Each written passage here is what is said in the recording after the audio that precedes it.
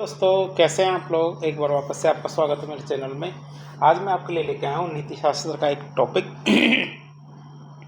Topic हमारे नीति शास्त्र में जो हमारे निजी और सार्वजनिक संबंध होते हैं, इसके बारे में आज चर्चा करेंगे।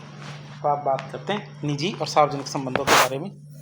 सबसे पहले आपको पता होना चाहिए निजी और सार्वजनिक संबंध होते क्या हैं, इनकी क्या क्या परिभाषा होती है।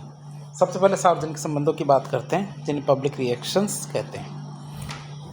रिलेशन नहीं कहते, रिलेशन कहते हैं। सार्वजनिक संबंध मतलब पब्लिक रिलेशंस। सार्वजनिक संबंध का तात्पर्य क्या होता है? जो हमारी प्रशासनिक संस्थाएं होती हैं, जैसे हमारी सरकार, कोई विभाग हो, कोई एजेंसी हो, इनकी और जनता के बीच में जो सकारात्मक संचार होता है और विश्वास कायम करना होता है, यही हमारे सार्वजनिक संबंध कहलाता है। क्या है सार्वजनिक संबंध? किसे कहेंगे?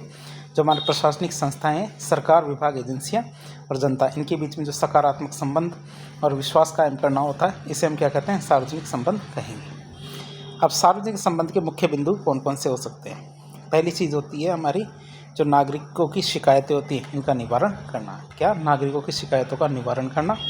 दूसरा, योजनाओं की जानकारी देना। जितने भी सरकार के द्वारा योजनाएं बनाई जाती है, तो विभागों को उनकी जानकारी किसको देनी होती है? जनता को।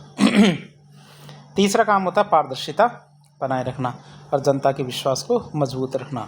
तो हमारे सार्वजनिक संबंध के मुख्य बिंदु होते हैं, जैसे कि हमारी सरकार के द्वारा मीडिया की योजनाओं से क्या सरकार के द्वारा मीडिया के माध्यम से क्या योजनाओं की जानकारी देना। हेल्पलाइन नंबर है ये जारी करना। जन संवाद अभियान चलाना। तो हमारे ये कुछ कार्य होते हैं जो हमारे किसके द्वारा किए जाते हैं? मीडिया के द्वारा किए जाते हैं। किसके तहत? ये हमारे सार्वजनिक संबंधों के तहत किए जाते हैं। फिर आता है हमारा निजी संबंध। किसे कहेंगे? जो प्राइवेट रिलेशन है उसकी बात करें तो निजी संबंध उन व्यक्तिगत, पारिवारिक और सामाजिक संबंधों को दर्शाते हैं।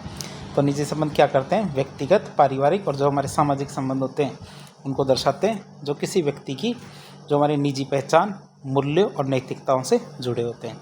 जो क्या किसी व्यक्ति की क्या निजी पहचान, मूल्यों और नैतिकताओं से जुड़े होते हैं, ये हमारे निजी संबंध या फिर हमारे प्राइवेट रिलेशंस कहलाते हैं। अब हम बात करेंगे प्राइवेट रिलेशंस, जो हमारे निजी संबंध होते हैं। इनके संबंध में मुख्य बिंदु कौन कौन से होते हैं?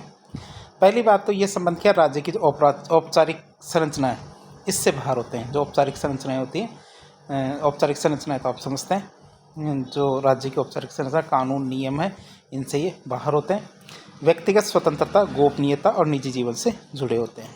क्या है? व्यक्तिगत स्वतंत्रता, गोपनीयता और निजी जीवन से ये जुड़े होते हैं।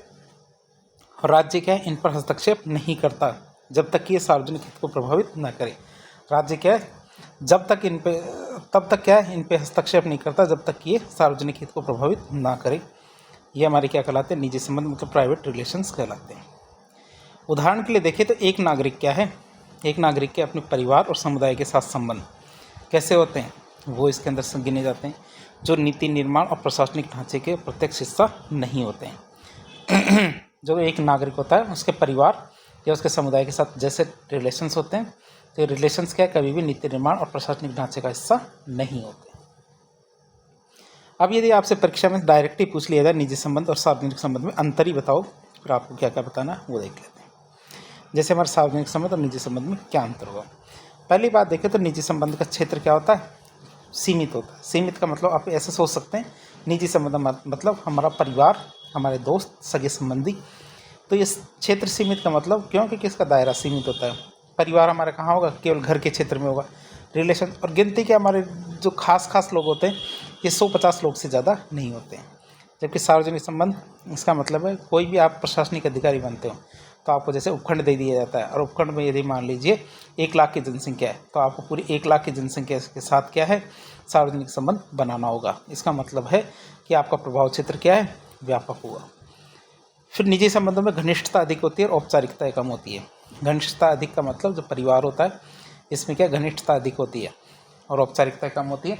औपचारिकता तो समझते होंगे आप। औपचारिकता का मतलब ये होता है कि आइए, बैठिए, चाय पीजिए और बताइए कैसे है, मैं आपकी किस तरह सेवा कर सकता हूँ, मैं आपकी किस तरह से सहायता कर सकता हूँ। ये हमारे सार्वजनिक संबंध होते हैं। क्या होते हैं? सार्वजनिक संबंध होते हैं। चाहे आप नाराज़ हो, चाहे आपका मूड खराब है, चाहे आप किसी भी स्थिति से होकर गुजर रहे हो। सार्वजनिक संबंधों में क्या है? जो व्यक्तिगत रूप से आप किसी भी समस्या से गुजर रहे हो, सार्वजनिक जीवन में उसका कोई प्रभाव नहीं पड़ता। क्यों? क्योंकि उसमें क्या था, औपचारिकताएं ज़्यादा होती है, दिखावापन मान सकते हैं। क्यों? क्योंकि जो आचार संहिताएँ होती है उनका पालन आपको करना पड़ेगा।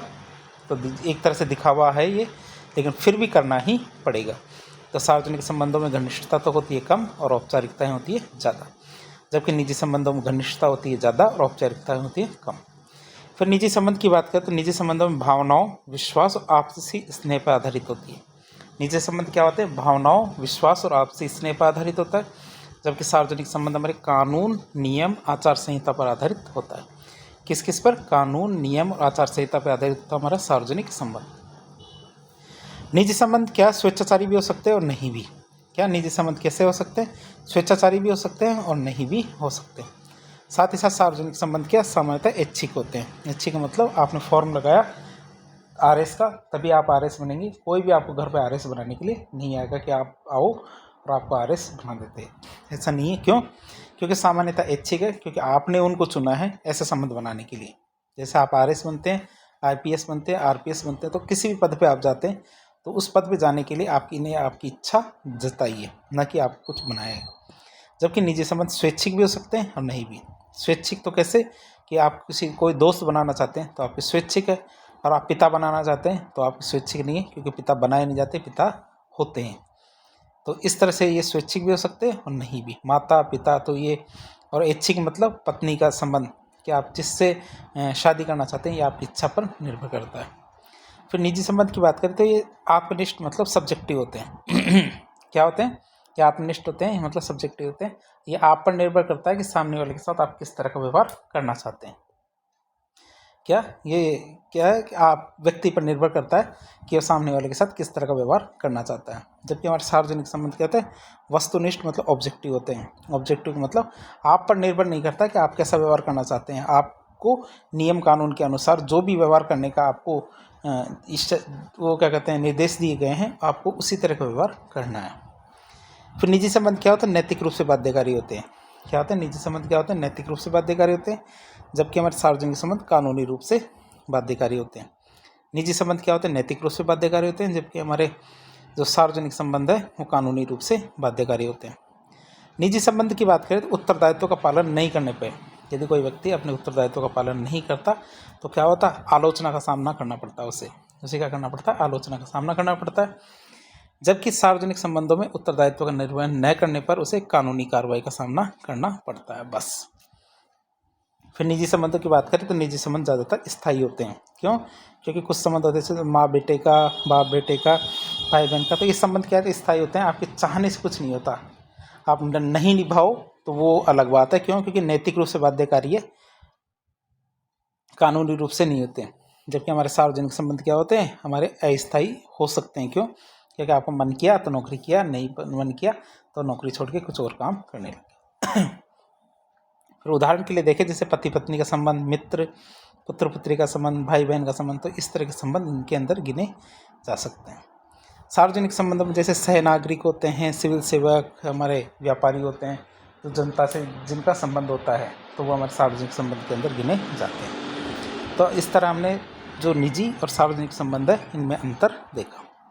अब हम देखेंगे सार्वजनिक जीवन में नैतिकता के महत्वपूर्ण तत्व। मतलब कोई भी व्यक्ति यदि आरएस आईएएस या किसी भी सार्वजनिक पद पे चला जाता है तो आप क्या उम्मीद करते हो कि उसके अंदर कौन कौन से गुण होने चाहिए, तो उसके अंदर नैतिकता के कौन कौन से तत्व होने चाहिए उनकी बात करें।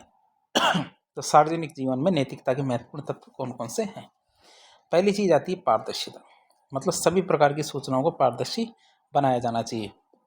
सभी लोग ये उम्मीद करते हैं कि सार्वजनिक पदों पर बैठे जो भी व्यक्ति हैं वो क्या है, सभी प्रकार की सूचनाओं को पारदर्शी बनाए, जिससे जनता का विश्वास उनके अंदर बना रहे। जिससे क्या, जनता का विश्वास उनके अंदर बना रहे, इसके लिए उनको क्या करना चाहिए? सूचनाओं को पारदर्शी बनाया जाना चाहिए। फिर ईमानदारी और सत्यनिष्ठा की बात करें तो सार्वजनिक जीवन में सत्य सूचनाएं उपलब्ध कराई जानी चाहिए। क्या सार्वजनिक जीवन में क्या है? सत्य सूचनाएं उपलब्ध कराई जानी चाहिए। जो भी सूचना हो सत्य सूचना होनी चाहिए। किसी भी प्रकार की धोखाधड़ी नहीं की जानी चाहिए। क्या होना चाहिए? किसी प्रकार की धोखाधड़ी नहीं की जानी चाहिए, बल्कि सार्वजनिक जीवन में दिए गए जो वचन हैं उनका पालन किया जाना चाहिए। क्या होना चाहिए? सार्वजनिक जीवन में दिए गए वचनों का पालन किया जाना चाहिए। फिर सम्मान की बात करें तो सार्वजनिक जीवन की आचार संहिता का पालन किया जाना चाहिए। क्या होना चाहिए? सार्वजनिक जीवन की आचार संहिता का पालन किया जाना चाहिए तथा अन्य सहकर्मियों के साथ सम्मानपूर्वक और विनम्र संबंध होने चाहिए। क्या होना चाहिए? अन्य जो सहकर्मी हो तो उन सहकर्मियों के साथ सम्मानपूर्वक एवं विनम्र संबंध होने चाहिए। तो सार्वजनिक जीवन की आचार संहिता में यही होता है कि सार्वजनिक जीवन की आचार संहिता का पालन होना चाहिए, साथ ही साथ जो अन्य सहकर्मी हैं, साथ वाले हैं, उनके साथ सम्मानपूर्वक और विनम्र संबंध होने चाहिए। फिर कानूनों का पालन की बात करें तो सभी प्रकार के कानूनों, नियमों और विनियमों का पालन किया जाना चाहिए। क्या होना चाहिए? सभी प्रकार के कानूनों, नियमों और विनियमों का पालन किया जाना चाहिए। फिर जवाबदेहिता की बात करें तो सार्वजनिक जीवन में लिए गए निर्णय तथा किए गए कार्य की उचित व्याख्या की जानी चाहिए। क्या होना चाहिए? सार्वजनिक जीवन में जो निर्णय लिए जाते हैं और कार्य किए जाते हैं उनकी उचित व्याख्या की जानी चाहिए। अब देखें निष्पक्षता की, तो सार्वजनिक जीवन में किसी भी प्रकार की भेदभाव नहीं किया जाना चाहिए।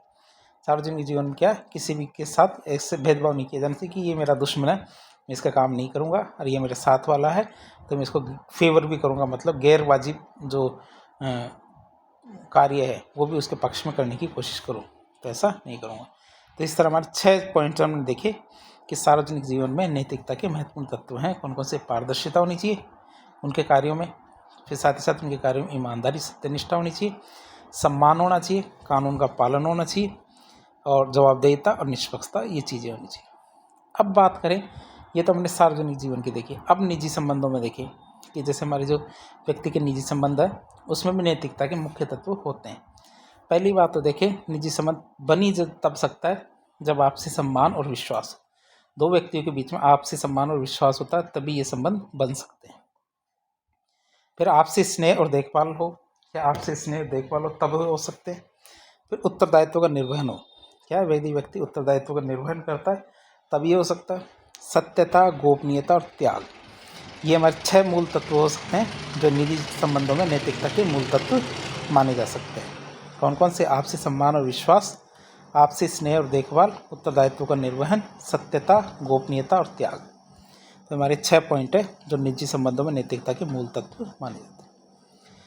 अब हम बात करें कि जो हमारे निजी संबंध और सार्वजनिक संबंध है उनको अलग अलग रखा जाना चाहिए। क्या व्यक्ति को, क्या है, जो हमारे निजी संबंध है और सार्वजनिक संबंध है इनको अलग अलग रखा जाना चाहिए। अब इसके पीछे ऐसा क्या कारण है जिसकी वजह से इन दोनों को अलग अलग रखा जाना चाहिए?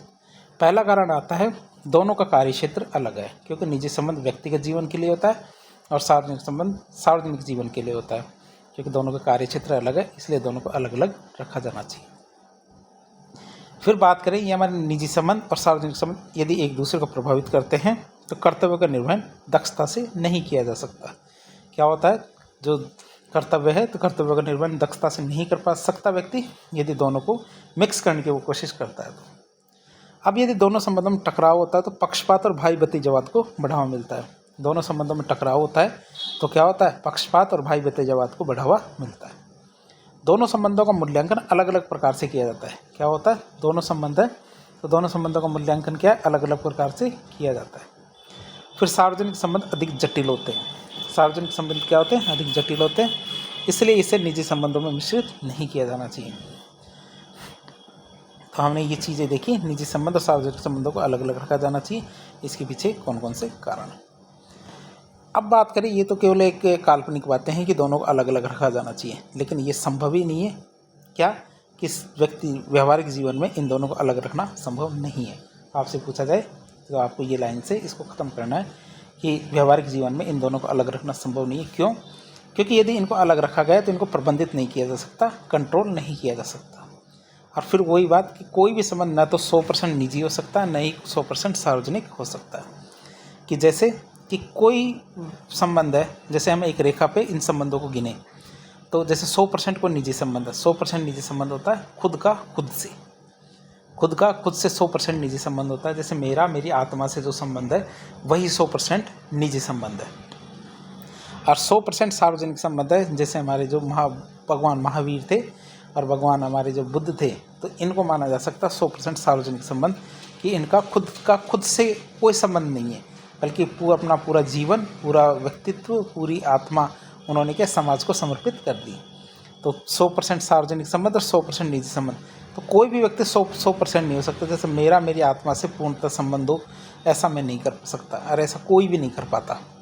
और दूसरा, पूरी की पूरी तरह मैंने अपने आप को समाज को पूरी तरह से 100% समर्पित कर दिया, तो कोई भी व्यक्ति इतना आसानी से ये कर नहीं पाता। तो कोई भी संबंध ना तो 100% निजी हो सकता है, नहीं 100% सार्वजनिक, लेकिन थोड़ा थोड़ा बढ़ते जाता है। मतलब अधिकतर सबसे ज़्यादा निजी संबंध माना जाता है पति पत्नी के बीच में, फिर उसके बाद आता परिवार, फिर उसके बाद आता मित्र मंडली। फिर ऐसे मान लीजिए कि जो हमारे सिविल सेवक होते हैं, ये मिक्सअप होते हैं कि जो क्या कहते हैं, निजी संबंध भी होता है उसमें और सार्वजनिक संबंध भी होता है। फिर नेता क्या होता है, इधर जैसे जैसे बढ़ते जाएंगे हम, कि इधर की तरफ जैसे जैसे बढ़ते जाएंगे आपके संबंधों में सार्वजनिक जो संबंध है वो बढ़ते जाएंगे। तो इधर बढ़ेंगे तो सार्वजनिक संबंध बढ़ेंगे। तो फिर धीरे धीरे जैसे नेता की तरफ जाते हैं, तो नेता के मामले में जो निजी संबंध है वो कम होते जाते हैं और सार्वजनिक संबंध बढ़ते जाते हैं। उसी तरह जो समाज सुधारक है, तो इस तरह से, और फिर हमारे 100% सार्वजनिक संबंध तो होते ही हैं। तो कोई भी संबंध क्या है, ना तो 100% सार्वजनिक हो सकता है, न ही 100% निजी हो सकता है। अब हम बात करेंगे सार्वजनिक जीवन में संबंधों का निजी संबंधों पर प्रभाव, कि सार्वजनिक जीवन में क्या संबंधों का निजी संबंधों पर प्रभाव किस तरह से पड़ता है वो देखिए। भाई यदि कोई व्यक्ति सार्वजनिक जीवन में कैसा है, इस चीज़ का उसके जीवन में जो निजी जीवन है उस पर भी कोई प्रभाव पड़ता है, हम कहेंगे हाँ बहुत पड़ता है, क्योंकि व्यक्ति तो एक ही होता है। एक व्यक्ति पर दो दो भूमिका निभाएगा तो प्रभाव तो पड़ेगा। अब बात करें सकारात्मक क्या प्रभाव पड़ेगा। यदि कोई व्यक्ति सार्वजनिक जीवन में सफल है, कोई सार्वजनिक जीवन में कोई बहुत बड़ा अफसर है, बढ़िया अफसर है, और क्या है उसने बहुत बढ़िया तरह से अपना कार्य कर रहा है, तो सार्वजनिक जीवन में सफल है, तब वो निजी संबंध भी अच्छी तरह से निभा पाता है। तो क्या होता है, निजी संबंध भी उसके अच्छे होते हैं। सार्वजनिक जीवन में सफल व्यक्ति निजी संबंधों में भी प्रेरणा की तरह कार्य करता है। क्यों? क्योंकि जो सार्वजनिक जीवन में सफल होता है वो क्या होता है, सभी के लिए प्रेरणा की तरह कार्य करने लगता है, सभी उससे सीखने की कोशिश करते हैं। सार्वजनिक जीवन में सीखे गए कौशल का प्रयोग निजी संबंधों में भी किया जा सकता है। क्या सार्वजनिक जीवन में जो सीखे गए कौशल है तो उसका प्रयोग क्या निजी संबंधों में भी किया जा सकता है। जैसे भावनात्मक बुद्धिमत्ता पे व्यक्ति सीख लेता है जो हमारे सार्वजनिक संबंधों में, कि सामने वाला जो व्यक्ति है उसके जो संवेग है उनको प्राप्त करके उनके अनुसार व्यवहार करने की कोशिश करता है। तो भावनात्मक बुद्धिमत्ता होती है। समय प्रबंधन, तनाव प्रबंधन, तो इस सार्वजनिक जीवन में व्यक्ति सीख लेता है, तो इनका प्रयोग वह निजी जीवन में भी कर सकता है। फिर सार्वजनिक संबंधों की प्रकृति कैसी होती है, लेन देन की प्रकृति होती है। क्या होता है, सार्वजनिक संबंधों की प्रकृति लेन देन की होती है, जहाँ पर प्रत्येक व्यक्ति अपने स्वार्थ के लिए कार्य कर रहा होता है, जबकि निजी जीवन में निस्वार्थ भाव से काम किए जाते हैं। इसलिए निजी संबंधों का मूल्य समझ पाता है। वो सार्वजनिक संबंध के जरिए क्या है, वो निजी संबंधों का मूल्य सीख पाता है। अब इसका कुछ नुकसान भी होता है, जैसे कि सार्वजनिक संबंधों के कारण निजी व्यक्ति क्या निजी संबंधों को पर्याप्त समय नहीं दे पाता है।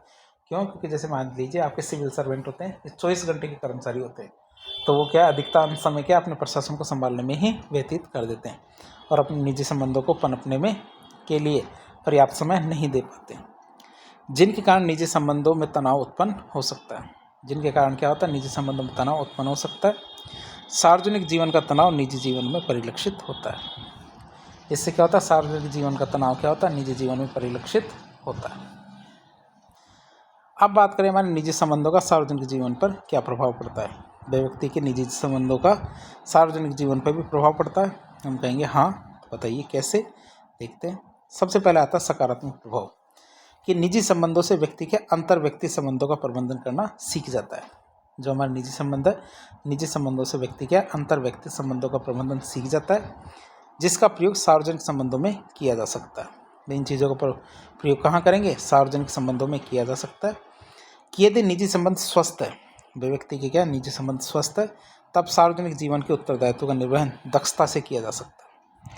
कि यदि निजी संबंध स्वस्थ है व्यक्ति के, तब वह क्या कर सकता है, सार्वजनिक जीवन के उत्तरदायित्व का निर्वहन दक्षता से कर सकता है।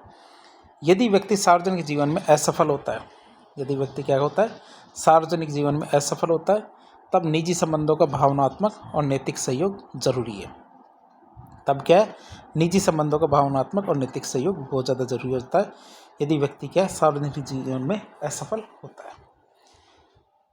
फिर इस चीज़ का नकारात्मक प्रभाव क्या पड़ता है उसकी बात करें तो निजी जीवन के पूर्वाग्रह, क्या होता है, निजी जीवन के पूर्वाग्रह क्या होते हैं, सार्वजनिक जीवन में परिलक्षित होते हैं, हमें तो देखने को मिल जाते हैं।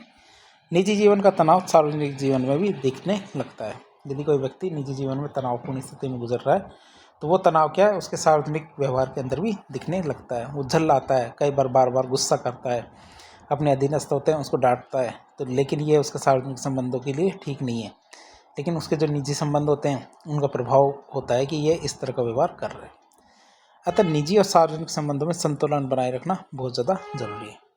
इसलिए क्या हमारे निजी और सार्वजनिक संबंधों में संतुलन बनाए रखना जरूरी है। यदि निजी और सार्वजनिक संबंधों में यदि कोई टकराव होता है तब व्यक्ति को सार्वजनिक उत्तरदायित्व को महत्व देना चाहिए, इसी से नैतिक समाज बन पाएगा। में दोनों में यदि टकराव होता है, निजी जीवन सार्वजनिक जीवन, तो व्यक्ति को क्या सार्वजनिक संबंधों पर ही सार्वजनिक उत्तरदायित्व को महत्व देना चाहिए। इसी से क्या हमारा समाज नैतिक समाज बन सकता है। अब हमारे जो नारीवादी विचारक होते हैं ये क्या कहते हैं कि निजी और सार्वजनिक जीवन में भेद नहीं किया जाना चाहिए। क्या निजी और सार्वजनिक जीवन में भेद नहीं किया जाना चाहिए? क्यों? क्योंकि अधिकतर शोषणकारी गतिविधियां निजी जीवन में ही होती है और महिलाओं के लिए जितना भी शोषण होता है वो क्या होता है, निजी जीवन में ही होता है। सिविल सेवकों के आचरण को नियमित करने के लिए सिविल सेवकों के आचरण को नियमित करने के लिए नैतिक संहिता और आचार संहिता का निर्माण किया जाता है। क्या होता है? नैतिक संहिता और आचार संहिता का निर्माण किया जाता है। किसके लिए? सिविल सेवकों के आचरण को नियमित करने के लिए। अब आपने दो शब्द सुने, इसमें नए नए कौन कौन से, नैतिक संहिता और आचार संहिता। तो नैतिक संहिता और आचार संहिता में अंतर क्या है? नैतिक संहिता ये है, आचार संहिता ये, इन दोनों में अंतर क्या है वो देखें। नैतिक संहिता तो क्या होती है? मूल्यों और नैतिकता पर आधारित सिद्धांतों का समूह होता है। क्या होता है? मूल्यों और नैतिकता पर आधारित सिद्धांतों का समूह होता है जिसके द्वारा सही और गलत के बारे में निर्णय किए जाते हैं। तो नैतिक संहिता क्या होती है? मूल्यों और नैतिकता पर आधारित सिद्धांतों का समूह होता है जिसके द्वारा क्या सही और गलत के बारे में नैतिक निर्णय लिए जाते हैं। जबकि आचार संहिता क्या होती है? नियमों और विनियमों का समूह होता है जो क्या होता है? विशिष्ट परिस्थितियों में उचित व्यवहार की व्याख्या करता है। जो क्या करता है? विशिष्ट परिस्थितियों में उचित व्यवहार की व्याख्या करता है, वो क्या कहलाती है? हमारी आचार संहिता। तो नैतिक संहिता क्या है? मूल्यों और नैतिकता पर आधारित सिद्धांतों का समूह है जिसके द्वारा क्या सही और गलत के बारे में नैतिक निर्णय लिए जाते हैं। जबकि आचार संहिता क्या है? नियमों और विनियमों का समूह होता है जो विशिष्ट परिस्थितियों में उचित व्यवहार की व्याख्या करता है। फिर नैतिक संहिता की बात करें तो ये बताता है कि निर्णय कैसे लिए जाते हैं। नैतिक संहिता क्या बताती है? कि निर्णय कैसे लिए जाते हैं। जबकि आचार संहिता ये तय करती है कि कर्मचारी को कैसे कार्य करने चाहिए। आचार संहिता क्या बताती है? ये तय करती है कि कर्मचारी को कैसे कार्य करने चाहिए। फिर नैतिक संहिता की बात करें तो ये मूल्यों पर केंद्रित है। नैतिक संहिता क्या होती है? मूल्यों पर केंद्रित होती है। जबकि हमारी आचार संहिता क्या होती है? नियमों और अनुपालन पर केंद्रित होती है। क्या होती है? नियमों और अनुपालन पर केंद्रित होती है। नैतिक संहिता तो हमारे मूल्यों पर केंद्रित होती है जबकि आचार संहिता नियमों और अनुपालन पर केंद्रित है। नैतिक संहिता का दायरा क्या होता है? संकीर्ण होता है। नैतिक संहिता का दायरा क्या होता है? संकीर्ण होता है। जबकि आचार संहिता का दायरा वृहद होता है। तो वृहद और संकीर्ण दोनों बात होती है। तो नैतिक संहिता का दायरा तो हमारा संकीर्ण है जबकि आचार संहिता का दायरा वृहद होता है। बात करें नैतिक संहिता की बात करें तो इसकी प्रकृति कैसी होती है? सामान्य होती है। नैतिक संहिता की प्रकृति कैसी होती है? सामान्य होती है। जबकि हमारी आचार संहिता होती है इसकी प्रकृति विशिष्ट होती है। क्यों? क्योंकि हमारे सार्वजनिक संबंध है उसको निर्धारित करने का कार्य करती है हमारी आचार संहिता। नैतिक संहिता की बात करें तो सार्वजनिक रूप से उपलब्ध होती है क्योंकि नैतिक संहिता सभी को पता होती है। जैसे बड़ों का सम्मान करें, बच्चों के साथ प्रेम पूर्वक व्यवहार करें, अपने माता पिता की सेवा करें, गुरुजनों का सम्मान करें। तो ये क्या होती है? एक तरह से हमारी नैतिक संहिता है। तो और आचार संहिता क्या होती है? ये सिर्फ कर्मचारियों के लिए उपलब्ध होती है जो हमारे किसी फर्म में, विभाग में कार्य करते हैं। तो उन सभी विभागों के लिए एक एक आचार संहिता का निर्माण किया जाता है। तो ये सिर्फ कर्मचारियों को उपलब्ध होती है, हर किसी को नहीं। फिर आते हैं ये हमारी जो नैतिक संहिता है ये सदैव कानूनी रूप से लागू नहीं की जा सकती। नैतिक संहिता क्या होती है? हमेशा कानूनी रूप से लागू नहीं की जा सकती। जबकि आचार संहिता क्या कानूनी रूप से लागू की जा सकती है। कि जैसे आप संगठन में कार्य कर रहे हो और संगठन में कार्य कर रहे हो तो आपके ऊपर ये बाध्यकारी किया जा सकता है कि आपको संगठन के जो नियम कानून है उनको मानना पड़ेगा। फिर नैतिक संहिता की बात करें, इसका आकार अपेक्षाकृत छोटा होता है जिसमें नियम कानून कम होते हैं, क्योंकि कानूनी रूप से बाध्यकारी तो बनाया जा नहीं सकता, तो उन पर वैसे ही कार्य किया जाता है। तो वैसे आचार संहिता की बात करते हैं, इसका आकार क्या होता है? अपेक्षाकृत बड़ा होता है। इसका आकार कैसा होता है? अपेक्षाकृत बड़ा होता है। तो बात करें आचार संहिता, नैतिक आचार संहिता क्या होती है? नैतिक संहिता पर ही आधारित होती है, लेकिन ये दोनों नैतिक आचरण है, दोनों को नियमित करते हैं। नैतिक संहिता तो व्यक्ति के निजी जीवन के आचरणों को नियमित करती है, जबकि आचार संहिता व्यक्ति के जो सार्वजनिक जीवन के जो संबंध है उनको नियमित करने का कार्य करती है। अब बात करें जो हमारे निजी जीवन की जो आचार संहिता है उसमें कौन कौन से पॉइंट होते हैं कि वह कोई माने कि व्यक्ति है, तो व्यक्ति के निजी जीवन की आचार संहिता में कौन कौन सी चीज़ें होती हैं। पहली चीज़, वो एक से अधिक विवाह नहीं कर सकता। वही कुछ पूछे आपसे कि नैतिक संहिता में आखिर होती कौन कौन सी चीज़ें, व्यक्ति क्या एक से अधिक विवाह नहीं कर सकता। दहेज न तो लिया जाना चाहिए ना ही दिया जाना चाहिए। फिर साथ ही साथ माता पिता, बच्चों और जीवन साथी की देखभाल की जानी चाहिए। क्या क्या? माता पिता, जीवन साथी और बच्चों की देखभाल की जानी चाहिए। घरेलू हिंसा में संलिप्त नहीं होना चाहिए। क्या? व्यक्ति को घरेलू हिंसा में शामिल नहीं होना चाहिए। बाल मजदूरी को प्रोत्साहित नहीं किया जाना चाहिए। क्या होना चाहिए? बाल मजदूरी को प्रोत्साहित नहीं किया जाना चाहिए।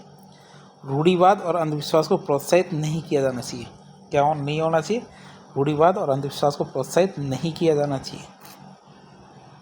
तो निजी जीवन की आचार संहिता में कौन कौन सी चीज़ें शामिल है? एक से अधिक विवाह नहीं किया जाना चाहिए, दहेज ना लिया जाना चाहिए ना ही दिया जाना चाहिए, माता पिता, बच्चों और जीवन साथी की देखभाल की जानी चाहिए, घरेलू हिंसा में संलिप्त नहीं होना चाहिए, बाल मजदूरी को प्रोत्साहित नहीं किया जाना चाहिए, रूढ़िवाद और अंधविश्वास को प्रोत्साहित नहीं किया जाना चाहिए। तो हमारे निजी जीवन की आचार संहिता है। फिर सार्वजनिक जीवन की आचार संहिता में क्या है? बिना सरकार की अनुमति के कोई भी सम्मान या पुरस्कार नहीं लिया जाना चाहिए। क्या? बिना सरकार की अनुमति के कोई भी पुरस्कार या सम्मान नहीं लिया जाना चाहिए। आधिकारिक क्षमता में जो यदि आपको कोई सूचना प्राप्त होती है, भाई आप अधिकारी हो, इसी वजह से बहुत सारी सूचनाएं केवल आपको ही प्राप्त होगी।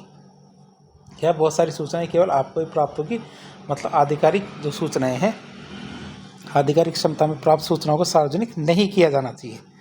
यद्यपि सूचना के अधिकार के तहत मांगी गई सूचना है, उनको तो सार्वजनिक किया जाना जरूरी है। भाई कोई सूचना के अधिकार के तहत ही आपसे सूचना मांग ले तो उसको तो कर दो आप सार्वजनिक, लेकिन उसके अलावा कोई भी सूचना है जो आपको मिली है उसको सार्वजनिक नहीं किया जाना चाहिए। इस सरकारी कार्यक्रमों में निजी व्यक्ति को शामिल नहीं किया जाना चाहिए। क्या? सरकारी कार्यक्रमों में निजी व्यक्ति को शामिल नहीं किया जाना चाहिए। सरकारी नीतियों और कार्यक्रमों की सार्वजनिक रूप से आलोचना नहीं की जानी चाहिए।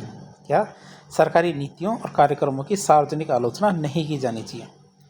सामाजिक कुरीतियों को प्रोत्साहित नहीं किया जाना चाहिए। क्या? सामाजिक कुरीतियां हैं उनको प्रोत्साहित नहीं किया जाना चाहिए।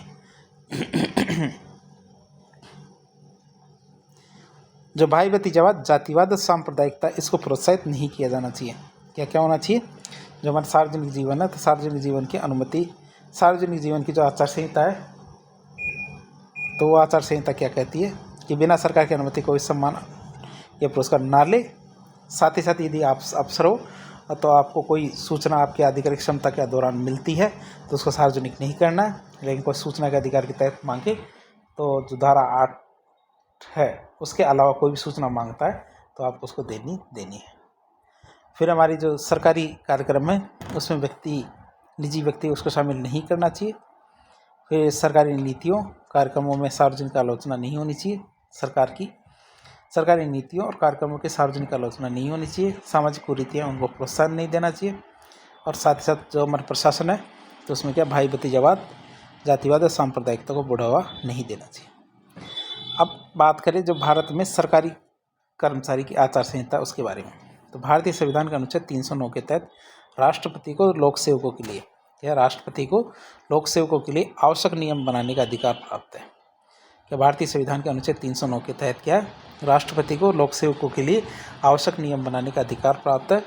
यद्यपि भारत में लोक सेवकों के कृत्यों को परखने के लिए भारत में लोक सेवकों के कृत्यों को परखने के लिए अलग से कोई नीतिशास्त्र विकसित नहीं किया गया है, तथापि अखिल भारतीय सेवाओं और केंद्रीय प्रांतीय सेवाओं के लिए आचरण नियम अलग अलग बने हुए हैं।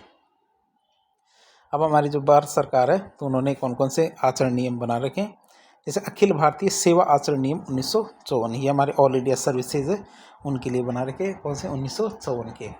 तो अखिल भारतीय सेवा आचरण नियम 1954, केंद्रीय सेवा आचरण नियम 1955। क्या है? केंद्रीय सेवा आचरण नंबर नियम 1955। रेलवे सेवा आचरण नियम 1956। क्या? रेलवे सेवा आचरण नियम 1956 बने हुए।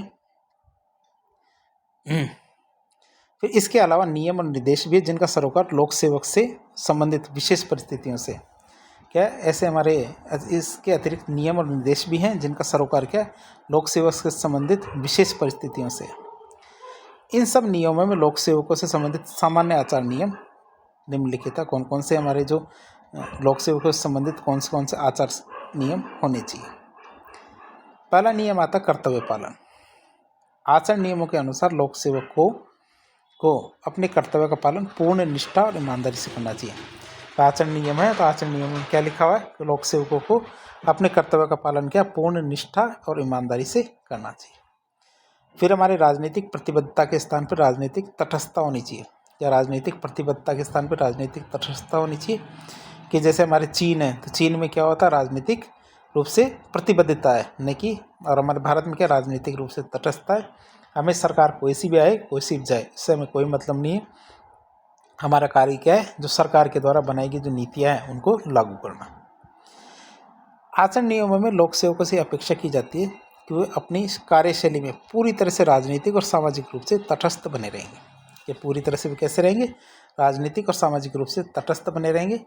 उनके राजनीतिक गतिविधियों में भाग लेने, चंदा देने, किसी भी दल की सदस्यता ग्रहण करने और किसी भी दल का प्रचार प्रसार करने संबंधी कार्यों पर प्रतिबंध होगा। तो ये हमारे बहुत सारे कार्य हैं जिन पर प्रतिबंध लगाया गया है, जैसे वो किसी भी राजनीतिक गतिविधि में भाग लेने, चंदा देने, किसी भी दल की सदस्यता ग्रहण करने, किसी भी दल का प्रचार प्रसार करने, जैसे जो कार्य है उन पर क्या प्रतिबंध लगाया गया। फिर बात करें संपत्ति संबंधी क्या नियम है। इसमें प्रावधान किया गया कि प्रत्येक लोक सेवक को सरकारी सेवा में आने से पहले अपनी चल और अचल संपत्ति इसका विवरण किसको देना होगा? सरकार को देना होगा। उसके पश्चात प्रत्येक वर्ष अर्जित संपत्ति की सूचना सरकार समय समय पर मांगती रहती है। हर साल जो अर्जित संपत्ति होती है उसकी सूचना सरकार क्या? समय समय पर मांगती रहती है। इसके अतिरिक्त निर्धारित सीमा से अधिक संपत्ति का लेन देन के लिए सरकार की अनुमति लेनी जरूरी है। पर निर्धारित सीमा से ऊपर का यदि कोई लेन देन करता है तो उसकी अनुमति क्या है? सरकार से लेना जरूरी है। फिर सार्वजनिक आलोचना पर प्रतिबंध लगाया गया है। आचार संहिता के अनुसार लोक सेवक सरकार की सार्वजनिक रूप से आलोचना नहीं कर सकते। उन्हें अपने आवश्यक वक्तव्य देने का तो अधिकार है कि जो उनको स्टेटमेंट देने के लिए कहा जाता है वो तो दे सकते हैं, लेकिन वो सार्वजनिक स्तर पर सरकार की आलोचना नहीं कर सकते। फिर निजी व्यापार पर प्रतिबंध की बात करें तो कोई भी लोक सेवक सरकार की पूर्व अनुमति लिए बिना, कोई भी लोक सेवक क्या? सरकार की पूर्व अनुमति लिए बिना प्रत्यक्ष या परोक्ष रूप से किसी व्यापार या व्यवसाय में भाग नहीं ले सकता। क्या? किसी व्यवसाय या व्यापार में भाग नहीं ले सकता। वह केवल किसी सामाजिक अथवा जन कल्याणकारी स्वरूप रखने वाली संस्था में, कोई ऐसी संस्था जो कैसा स्वरूप रखती है? सामाजिक अथवा जन कल्याणकारी स्वरूप रखती है, तो ऐसी संस्था में अवैतनिक रूप से साहित्यिक, कलात्मक और वैज्ञानिक ढंग का काम कर सकता है। कैसा काम कर सकता है? इस संस्था में साहित्यिक, कलात्मक या वैज्ञानिक ढंग से काम कर सकता है, लेकिन एक ही शर्त पे, ये काम भी वह एक ही शर्त पे कर सकता है। इससे क्या? उसके सरकारी कार्य को करने में किसी प्रकार की कमी नहीं आनी चाहिए। ऐसा कार्य करने से क्या होना चाहिए? उसके सरकारी कार्य को करने में किसी प्रकार की कोई कमी नहीं आनी चाहिए। फिर सट्टेबाजी का निषेध किया गया है। क्या किया गया? सट्टेबाजी का निषेध किया गया। कोई भी लोक सेवक और उसके परिवार के सदस्य सट्टेबाजी नहीं कर सकते, ना ही सरकार की स्वीकृति के बिना रुपया उधार दे सकते हैं। इसके तहत क्या है? कोई भी लोक सेवक और उसके परिवार के सदस्य सट्टेबाजी नहीं कर सकते, ना ही क्या सरकार की स्वीकृति के बिना रुपया उधार दे सकते हैं। फिर राजनीतिक चंदा देने और उपहार लेने का निषेध। या राजनीतिक चंदा देने और उपहार लेने का निषेध की बात करें तो लोक सेवक राजनीतिक उद्देश्य से संग्रह किए जाने वाले कोई भी कोष है, कोई भी ऐसा फंड है, ये कोष है, तो ऐसे फंड में क्या लोक सेवक क्या ऐसा फंड जो राजनीतिक उद्देश्य से संग्रह किया जा रहा है तो उसमें क्या चंदा नहीं दे सकता। वही आचार संहिता के अनुसार लोक सेवक निर्धारित सीमा से अधिक भेंट या उपहार भी ग्रहण नहीं कर सकता। वे कोई लिमिट होती है, इस लिमिट के ऊपर क्या है वो कोई भी गिफ्ट भी ले नहीं सकता है। गिफ्ट कह लो, भेंट कह लो, उपहार कह लो, कुछ भी नहीं ले सकता एक लिमिट के ऊपर। दहेज लेने और दूसरे विवाह पर निषेध। किसी भी लोक सेवक को अपने विवाह में दहेज मांगने और स्वीकार करने का आचार संहिता में निषेध किया गया है। भाई दहेज मांग भी नहीं सकते, और कोई दे रहा तो उसको स्वीकार भी नहीं कर सकते। ना ही कोई लोक सेवक अपनी पहली पत्नी की जीवित रहते हुए दूसरा विवाह कर सकता है। क्या? ना ही कोई लोक सेवक क्या अपनी पहली पत्नी की जीवित रहते हुए दूसरा विवाह कर सकता है। तो इस चीज़ को भी निषेध किया गया है। फिर धर्मनिरपेक्ष आचरण की बात करें तो सरकार कर्मचारियों को अपने व्यक्तिगत जीवन में किसी भी धर्म को बनाए जाने तथा उसका अनुसरण करने की स्वतंत्रता देती है। ये सरकार क्या कर्मचारियों को अपने व्यक्तिगत जीवन में किसी भी धर्म को अपनाए जाने तथा उसका अनुसरण करने की स्वतंत्रता देती है, परंतु उससे यह अपेक्षा की जाती है कि वे किसी ऐसे संगठन अथवा आंदोलन जिसके कार्यकलापों को सांप्रदायिक प्रकृति का समझा जाता है तो उनमें भाग लेते समय बहुत ज़्यादा सावधानी रखेंगे। तो धर्मनिरपेक्ष आचरण के जरिए क्या किया जाता है, इस सरकार क्या करती है, कर्मचारियों को भाई वह अपने व्यक्तिगत जीवन में कोई भी धर्म को अपनाएं और उसका अनुसरण करें, इस चीज़ की तो आज़ादी रहेगी।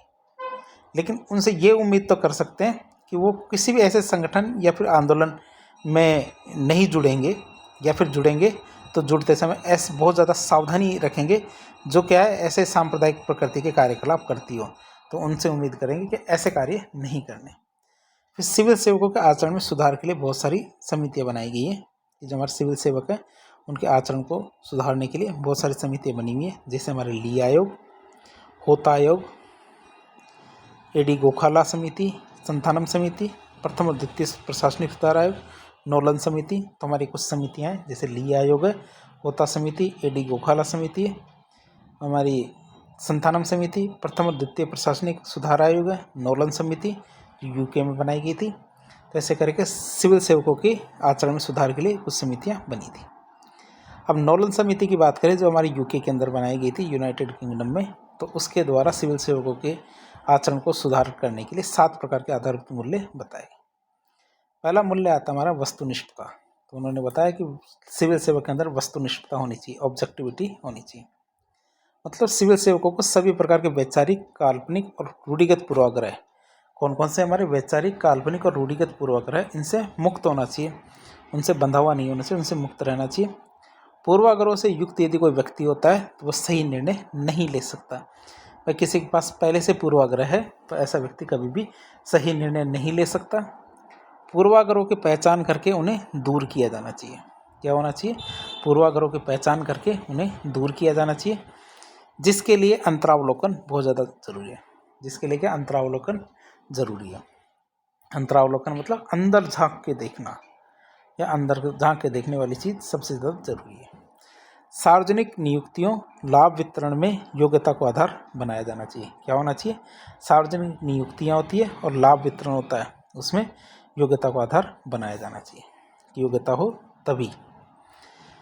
फिर निस्वार्थता की बात करें तो कर्तव्यों का निर्वहन निस्वार्थ भाव से किया जाना चाहिए। क्या होना चाहिए? कर्तव्यों का निर्वहन निस्वार्थ भाव से किया जाना चाहिए। सभी निर्णय जनहित में लिए जाने चाहिए। निस्वार्थता की बात करें, कर्तव्यों का निर्वहन निस्वार्थ भाव से किया जाना चाहिए, सभी निर्णय जनहित में लिए जाने चाहिए। वेतन और अन्य सुविधाएं जितनी भी है उनको अधिक महत्व नहीं दिया जाना चाहिए। वैसे तो ये तो बात गलत है, वेतन और सुविधाएं होती है उनको ध्यान नहीं दिया जाना चाहिए। ऐसा कौन है जो वेतन और सुविधाओं पर ध्यान ना दे सके? लेकिन ये नोलन समिति तो यही कहती है कि वेतन और अन्य सुविधाएं मिलती हैं उन पर ज़्यादा ध्यान नहीं दिया जाना चाहिए। स्वयं को समाज के प्रति ऋणी समझना चाहिए कि समाज ने हमें ऐसा मौका दिया है कि हम समाज की सेवा कर पाएँ। अब ये तो ठीक है, बोल रही है तो इसको सुनना ही पड़ेगा, लेकिन स्वयं को क्या समाज के प्रति ऋणी समझना चाहिए। तो पारदर्शिता की बात करें तो सरकारी कामकाज और निर्णय में पारदर्शिता लाई जानी चाहिए। क्या होना चाहिए? सरकारी कामकाज और निर्णय में क्या? पारदर्शिता लाई जानी चाहिए। इससे क्या? भ्रष्टाचार कम होता है। इससे क्या होगा? भ्रष्टाचार कम होता है तथा जन सहभागिता से लोकतांत्रिक मूल्य सशक्त होते हैं। क्या होता है? जन सहभागिता से लोकतांत्रिक मूल्य सशक्त होते हैं। सूचना का अधिकार, ई गवर्नेंस जैसे जो साधन है उनका प्रयोग किया जा रहा है। इसके लिए क्या है? सूचना का अधिकार और ई गवर्नेंस जैसे जो साधन है इनका प्रयोग किया जा रहा है। फिर ईमानदारी की बात करें तो अधिकारियों का प्रयोग सिर्फ कर्तव्यों को दक्ष और प्रभावी निर्वहन के लिए किया जाना चाहिए। क्या होना चाहिए? अधिकारियों का प्रयोग सिर्फ कर्तव्यों को दक्ष और प्रभावी निर्वहन के लिए किया जाना चाहिए। साथ ही साथ देखें तो न तो रिश्वत ली जानी चाहिए न ही रिश्वत देनी चाहिए। क्या? न तो रिश्वत लेनी चाहिए न ही रिश्वत देनी चाहिए। सार्वजनिक कार्यों में निजी हितों को सार्वजनिक किया जाना चाहिए और हितों के टकराव को दूर किया जाना चाहिए। तो ईमानदारी सबसे ज़्यादा जरूरी है। और ईमानदारी की बात करें तो जो हमारे अधिकार है उनका प्रयोग, जो सिविल सर्वेंट है, प्रशासनिक अधिकारी है, उनको क्या करना चाहिए, अधिकारों का प्रयोग सिर्फ कर्तव्यों की दक्षता और प्रभावी निर्वहन के लिए करना चाहिए। कर्तव्यों का प्रयोग कहाँ कहाँ करना चाहिए, ताकि वो अधिकारों का प्रयोग कहाँ करना चाहिए, सिर्फ और सिर्फ कर्तव्यों को दक्ष और प्रभावी निर्वहन के लिए किया जाना चाहिए। फिर साथ ही साथ रिश्वत न तो लेनी चाहिए न ही देनी चाहिए। साथ ही साथ सार्वजनिक कार्यों में निजी हितों को सार्वजनिक किया जाना चाहिए। क्या? सार्वजनिक कार्यों में निजी हितों को सार्वजनिक किया जाना चाहिए, हितों के टकराव को भी दूर किया जाना चाहिए। फिर जवाबदेहिता की बात करें तो सिविल सेवकों को अपने कार्यों और निर्णयों की उचित व्याख्या करनी चाहिए। क्या करना चाहिए? सिविल सेवकों को अपने कार्यों और निर्णयों की उचित व्याख्या करनी चाहिए। जवाबदेहिता से कर्तव्य और अधिकारों के बीच संतुलन स्थापित किया जा सकता है। क्या होता है? जवाबदेहिता से क्या होता है? जवाबदेहिता से कर्तव्य और अधिकारों के बीच में संतुलन स्थापित किया जा सकता है। फिर देखें तो विभागीय कार्यवाही जवाबदेहिता के आधार पर ही की जाती है। जितनी विभागीय कार्यवाही होती है ये कैसे होती है? जवाबदेहिता के आधार पर ही की जाती है। तो नोलन समिति के द्वारा बताई गई जो कुछ मूल्य थे इसमें जवाबदेहिता है। तो जवाबदेहिता के कुछ प्रकार है। देखें कि जवाबदेहिता कितने प्रकार की होती है। जो एक प्रशासनिक अधिकारी है उसकी जवाबदेहिता देखें तो उसकी एक तो विधायी जवाबदेहिता होती है, मतलब लेजिस्लेटिव अकाउंटेबिलिटी, मतलब प्रशासन, संसद और विधानसभा के प्रति उत्तरदायी होता है। प्रशासन क्या होता है? संसदीय विधानसभा के प्रति उत्तरदायी होता है। प्रशासनिक कार्य की समीक्षा संसदीय समितियां करती हैं। बजट, नीतियां, रिपोर्ट आदि को विधानमंडल के सामने प्रस्तुत करना होता है। तो ये हमारी कुछ विधायी जवाबदेहिता होती है जो प्रशासक की होती है। फिर कार्यपालिका जवाबदेहिता, मतलब उच्च प्रशासनिक अधिकारी अपने अधीनस्थों पर नियंत्रण रखते हैं और आदेशों और निर्देशों के पालन की निगरानी करते हैं कि जो हमें आदेश और निर्देश मिले उनका पालन हो रहा है या नहीं। फिर न्यायिक जवाबदेहिता की बात करें तो प्रशासनिक निर्णयों को अदालतों में चुनौती दी जा सकती है। क्या है? प्रशासनिक निर्णय है तो प्रशासनिक निर्णयों को अदालतों में चुनौती दी जा सकती है। ये हमारी न्यायिक जवाबदेहिता के अंतर्गत आता है, मतलब जुडिशियल अकाउंटेबिलिटी के अंतर्गत आता है। फिर विधि के अनुसार कार्य करना आवश्यक है। क्या विधि के अनुसार कार्य करना आवश्यक है? इसके अंदर गिना जाता है। तो न्यायपालिका ये सुनिश्चित करती है कि प्रशासनिक कार्य संविधान के अनुरूप हो। फिर लोक जवाबदेहिता की बात करें, पब्लिक अकाउंटेबिलिटी, तो नागरिकों और मीडिया के प्रति प्रशासन उत्तरदायी होता है। क्या होता है? नागरिकों और मीडिया के प्रति क्या? प्रशासन उत्तरदायी होता है। आरटीआई मतलब सूचना का अधिकार, जन सुनवाई, सामाजिक लेखा जोखा जैसे माध्यमों से सुनिश्चित की जाती है। आरटीआई क्या है? जिसमें हमारा सूचना का अधिकार आता है, जन सुनवाई, सामाजिक लेखा जोखा जिस माध्यम से ये चीज़ सूचना जो लोक जवाबदेहिता है ये सुनिश्चित की जाती है। और लोक जवाबदेहिता ही क्या है? लोकतंत्र का सबसे मजबूत आधार होता है। ये लोगों के प्रति जवाबदेह होना चाहिए व्यक्ति। फिर नैतिक जवाबदेहिता की बात करें, मॉरल और एथिकल अकाउंटेबिलिटी, तो अधिकारी से अपेक्षा की जाती है कि वे ईमानदारी, निष्पक्षता, जनहित को ध्यान में रख के काम करेंगे। क्या अधिकारी से क्या उम्मीद की जाती है? कि वो ईमानदारी, निष्पक्षता, जनहित को ध्यान में रख के काम करेंगे। ये व्यक्तिक चरित्र और सेवा भावना से जुड़ी होती है। तो नैतिक जवाबदेहिता क्या होती है? व्यक्तिक चरित्र और सेवा भावना से जुड़ी होती है। फिर प्रशासनिक जवाबदेहिता की बात करें तो प्रशासनिक संरचना के भीतर उच्च अधिकारी की निगरानी में कार्य करना, या प्रशासनिक संरचना के भीतर उच्च अधिकारियों की निगरानी में कार्य करना इसके अंदर शामिल होता है। मतलब फाइल प्रक्रिया, रिपोर्टिंग, निरीक्षण इसके उपकरण होते हैं। क्या क्या? फाइल प्रक्रिया, रिपोर्टिंग और निरीक्षण इसके उपकरण होते हैं प्रशासनिक जवाबदेहिता के। इसके बाद आता हमारा सत्यनिष्ठा। सत्यनिष्ठा की बात करें तो आपसे पूछा जाए सत्यनिष्ठा किसे कहते हैं? तो मन, वचन और कर्म में एकरूपता होना ही सत्यनिष्ठा कहलाती है। इंटीग्रिटी की बात करें सत्यनिष्ठा की तो मन, वचन और कर्म में एकरूपता हो, इसे हम सत्यनिष्ठा कहेंगे। विचारों में विरोधाभास नहीं होना चाहिए, मतलब व्यक्ति सोचता कुछ और है और करता कुछ और है, तो विचारों में कभी विरोधाभास नहीं होना चाहिए। तथा विचारों का अनुरूप ही आचरण भी होना चाहिए। क्या होना चाहिए? विचारों के अनुरूप ही आचरण होना चाहिए। व्यक्ति का आचरण क्या? परिस्थितियों और परिणामों पर आधारित नहीं होना चाहिए। क्या? व्यक्ति का आचरण परिस्थितियों और परिणामों पर आधारित नहीं होना चाहिए। नैतिक सिद्धांतों के सोपान क्रम की जानकारी होनी चाहिए। व्यक्ति को क्या है? नैतिक सिद्धांतों के सोपान क्रम की जानकारी होनी चाहिए जिससे कि नैतिक दुविधा को हल किया जा सके। तो ये सत्यनिष्ठा कही गई है। अब सत्यनिष्ठा की बात करें तो सत्यनिष्ठा कितने प्रकार की होती है? सत्यनिष्ठा 3 प्रकार की होती है। एक तो हमारी होती है व्यक्तिगत सत्यनिष्ठा, एक होती है हमारी बौद्धिक सत्यनिष्ठा और एक होती है हमारी व्यावसायिक सत्यनिष्ठा। तो सबसे पहले आती है व्यक्तिगत सत्यनिष्ठा किसे है।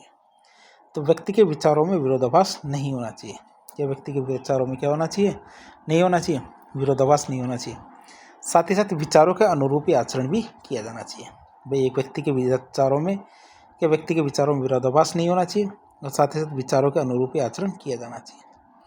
फिर बौद्धिक सत्यनिष्ठा की बात करें तो स्वयं का मूल्यांकन उन्हीं मापदंडों और कठोरता से किया जाना चाहिए जिसका प्रयोग दूसरों के मूल्यांकन के लिए किया गया है।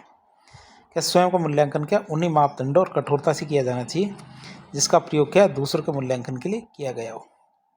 स्वयं के विचारों में विरोधाभास नहीं होना चाहिए। साथ ही साथ क्या स्वयं के विचारों में विरोधाभास नहीं होना चाहिए। वैचारिक विरोधाभास की पहचान करके उसे दूर किया जाना चाहिए। क्या होना चाहिए? वैचारिक विरोधाभास की पहचान करके उसे दूर किया जाना चाहिए। फिर व्यावसायिक सत्यनिष्ठा की बात करें, जिस व्यवसाय में व्यक्ति कार्य कर रहा है सदैव उसकी आचार संहिता का पालन होना चाहिए, तभी तो आपको उसके अंदर तरक्की मिलेगी और आप सत्यनिष्ठ कहलाओगे कि जो व्यवसाय है तो व्यवसाय में व्यक्ति जिस व्यवसाय में काम कर रहा है सदैव क्या है उसकी आचार संहिता का पालन होना चाहिए। अब हम बात करेंगे सत्यनिष्ठा का दार्शनिक आधार। ये सत्यनिष्ठा का दार्शनिक आधार क्या है? तो परिणाम निरपेक्षवादी जो नीति शास्त्री है, क्या परिणाम निरपेक्षवादी जो नीति शास्त्री है उन्होंने सत्यनिष्ठा को दार्शनिक आधार दिया है। इनमें सबसे खास का आदमी कौन है? Immanuel Kant. तो कांट की बात करें तो कांट के अनुसार नैतिक नियमों का पालन निरपेक्ष आदेश के रूप में किया जाना चाहिए। जैसे कांट के बारे में तो आपको पता ही होगा, वो एक कहते हैं कर्तव्य के लिए। किसी ने वैसे कांट क्यों जाना जाता है? क्योंकि उनके द्वारा और गीता के द्वारा जो भगवत गीता है दोनों के द्वारा एक ही संदेश दिया गया है कि फल की चिंता न करें, केवल कर्म करें। अब आप किसी ने पूछा कि कांट से कर्म तो करे, फल की चिंता तो करनी ही नहीं है, कर्म करना, तो कर्म करे क्योंकि कांट ने कहा कर्म करना ही तुम्हारा कर्तव्य है। मतलब कर्तव्य के लिए मतलब कर्म करना ही तुम्हारा कर्तव्य है, तो उन्होंने बताया। फिर वही बात करें कि कर्म करना ही हमारा कर्तव्य। ये कर्तव्य कहा किसने कि ये एक तरह से निरपेक्ष आदेश है, ईश्वर के द्वारा दिया गया एक निरपेक्ष आदेश है कि आपको कार्य कर्म करना ही है। तो वो बोले ईश्वर को आप इसमें बीच में कैसे लेके आए? कि वो बोलते हैं कि वैसे तो मैं ईश्वर को नहीं मानता, कांट ये कहते हैं कि वैसे तो मैं ईश्वर को नहीं मानता, लेकिन इस मामले में मैं ईश्वर को मान सकता हूँ। कि वो बोले कि इस मामले में क्यों? क्योंकि ईश्वर को मैं साधन के रूप में मान ले सकता हूँ। क्योंकि समाज के अंदर नैतिक मूल्य को स्थापित करने के लिए यदि ईश्वर की जरूरत हो तो इसीलिए मैं ईश्वर को मानने के लिए तैयार हूँ। तो अतः नैतिक नियम क्या देश काल परिस्थिति और परिणाम के सापेक्ष नहीं होने चाहिए। तो कांटे मानते हैं कि नैतिक नियमों का पालन कर निरपेक्ष आदेश के रूप में होना चाहिए कि उन्हें तो ये करना ही है, ऐसे नैतिक नियमों का पालन किया जाना चाहिए। और नैतिक नियमों के लिए उन्होंने कहा कि नैतिक नियम क्या देश काल और परिस्थिति और परिणाम के सापेक्ष नहीं होने चाहिए। कांट के अनुसार नैतिक नियमों का पालन कठोरता से किया जाना चाहिए, और कि नैतिक नियमों का पालन क्या कठोरता से किया जाना चाहिए। इसमें किसी भी प्रकार का अपवाद नहीं किया जा सकता। कर्तव्य चेतना से किए गए कार्य ही नैतिक है। उन्होंने कहा कर्तव्य से आपको परिणाम कुछ भी आए, लेकिन कर्तव्य चेतना से किए गए कार्य क्या होते हैं? नैतिक होते हैं। कांट का एक प्रसिद्ध कथन है कर्तव्य के लिए। भगवद गीता क्या कहती है कि प्रत्येक परिस्थिति में स्वधर्म का ही पालन किया जाना चाहिए। क्या होना चाहिए? प्रत्येक परिस्थिति में स्वधर्म का पालन किया जाना चाहिए। परिणाम या फल की इच्छा नहीं की जानी चाहिए। साथ ही साथ अंत प्रज्ञावादियों के अनुसार प्रत्येक परिस्थिति में अंतःकरण के अनुसार आचरण किया जाना चाहिए। क्या होना चाहिए? प्रत्येक परिस्थितियों में अंतःकरण के अनुसार आचरण किया जाना चाहिए। महात्मा गांधी के अनुसार सत्य अहिंसा जैसे मूल्यों का प्रयोग प्रत्येक परिस्थिति में किया जाना चाहिए। उन्हें साधन और साध्य दोनों के पवित्रता पर ही बल दिया है। जो हमारे महात्मा गांधी है तो महात्मा गांधी ने साधन और साध्य दोनों के पवित्रता पर बल दिया। व्यवहारिक नीति शास्त्र की बात करें तो व्यवहारिक नीति शास्त्र के अनुसार सदैव व्यवसाय की आचार संहिता का पालन किया जाना चाहिए। क्या सदैव व्यवसाय की आचार संहिता का पालन किया जाना चाहिए। अब हमने सत्यनिष्ठा के बारे में देख लिया। अब सत्यनिष्ठा हो तो इसके फायदे क्या है? पहला फायदा आता है हमारे सत्यनिष्ठा से व्यक्ति की विश्वसनीयता बढ़ती है। क्या है? सत्यनिष्ठा से क्या होता है? व्यक्ति की विश्वसनीयता बढ़ती है। साथ ही साथ निर्णय लेने की प्रक्रिया है वो भी तेज हो जाती है, तीव्र हो जाती है। क्या? निर्णय लेने की प्रक्रिया। फिर व्यक्ति क्या नैतिक दुविधाओं को आसानी से हल कर सकता है। व्यक्ति क्या नैतिक दुविधाओं को आसानी से हल कर सकता है। क्यों? क्योंकि उसे नैतिक सिद्धांतों के सोपान क्रम का पता चल जाता है। कि नैतिक सिद्धांतों में कौन सा नैतिक सिद्धांत कितना महत्वपूर्ण है, कौन सा कम महत्वपूर्ण है। इन चीज़ों का पता किसी चल जाता है हमारे व्यक्ति को, तो वो आसानी से इनको हल कर सकता है यदि कोई दुविधा भी हो तो। कर्तव्य का निर्वहन कुशलता से किया जा सकता है, इससे व्यक्ति के व्यक्तित्व का निर्माण होता है। तो कर्तव्य है, कर्तव्य का निर्वहन क्या कुशलता से किया जा सकता है, इससे क्या होगा, व्यक्ति के व्यक्तित्व का निर्माण होता है। तो हमने सत्यनिष्ठा को देख लिया। अब 7वां आता है हमारा नेतृत्व। ये हमारा नोलन समिति है यूके की, उसके पॉइंट्स है कि हमारे सिविल सर्वेंट के अंदर कौन कौन से नैतिक मूल्य होने चाहिए। फिर नेतृत्व की बात करें तो सिविल सेवकों को टीम भावना से काम करना चाहिए। कैसे काम करना चाहिए, टीम भावना से काम करना चाहिए। आलोचना और असफलताओं का समान नेतृत्व करना चाहिए। यदि वो सिविल सर्वेंट की आलोचना की जाती है या असफलता होती है तो ऐसे नहीं सोचना चाहिए कि इसको किसी और के ऊपर डाल दे, बल्कि इसका भी समान रूप से सामना करना चाहिए। सफलता का श्रेय तो टीम को देना चाहिए, जैसे हमारे सतीश धवन और अब्दुल कलाम जी ऐसा करते थे। यदि उनका कोई कार्य सफल होता था तो इसका श्रेय किसको देते थे, टीम को। नेतृत्व करता है, लीडरशिप की बात करें तो दूरदर्शी होनी चाहिए, जिससे कि वह भविष्य की संभावनाओं और चुनौतियों का आकलन कर सके। नेतृत्वकर्ता का क्या होना चाहिए, दूरदर्शी होना चाहिए, जिससे कि वह भविष्य की संभावनाओं और चुनौतियों का आकलन कर सके। एक अच्छा नेतृत्वकर्ता वह है जो कि एक अच्छा अनुयायी हो। नेतृत्वकर्ता में दूसरों को अभिप्रेरित और प्रोत्साहित करने की योग्यता भी होनी चाहिए। क्या होना चाहिए, नेतृत्वकर्ता में क्या दूसरों को अभिप्रेरित करने और प्रोत्साहित करने की योग्यता भी होनी चाहिए। तो इस तरह आज हमने जो हमारे निजी संबंध और सार्वजनिक संबंध है, सार्वजनिक संबंधों के अंदर कौन कौन सी संहिताएं होती है, कौन कौन से मूल्य होते हैं, उनको देखा। निजी संबंधों को के प्रभाव देखे, साथ ही साथ दोनों में अंतर देखा। इस तरह से हमने एक बहुत अच्छा लेक्चर देखा। तो इस तरह के इन्फॉर्मेटिव वीडियो देखने के लिए हमारे चैनल से जुड़े। वीडियो यदि पसंद आए तो वीडियो को लाइक करें, चैनल को सब्सक्राइब करें, अपने दोस्तों के साथ शेयर करें। धन्यवाद।